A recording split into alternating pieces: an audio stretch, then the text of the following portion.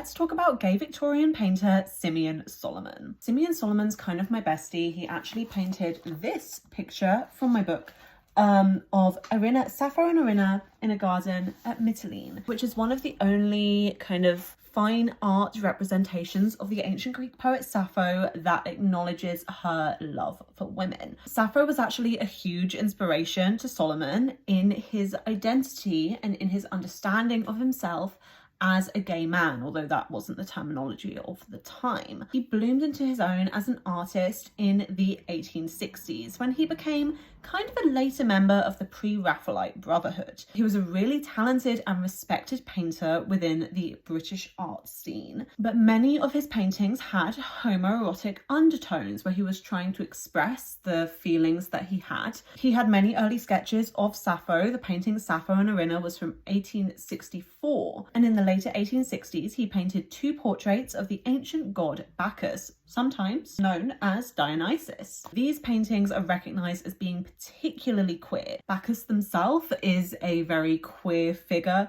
often understood to be perhaps bisexual, to use some modern terminology, also with a high degree of gender ambiguity. In one of these paintings, Solomon used the iconography of a dappled, pied leopard skin. The historian Linda Dowling has actually theorized that this motif was actually used as a homoerotic homosexual code. There's a Greek word, poikilos, apologies for any pronunciation, which appears in writings by multiple, possibly homosexual writers at the time. So when Solomon was painting Bacchus, he was infusing it with coded messaging that you would only understand if you were really in the know and in this community already. This is fascinating to me as a historian of queer fashion and visual culture, because this is a time when queer uses of colour and designs and motifs were really part of creating a community and creating expression and recognition with one another. Unfortunately, Simeon Solomon doesn't have the happiest ending. He was arrested for sodomy in 1873 and again in 1874 after being caught in public lavatories with other men.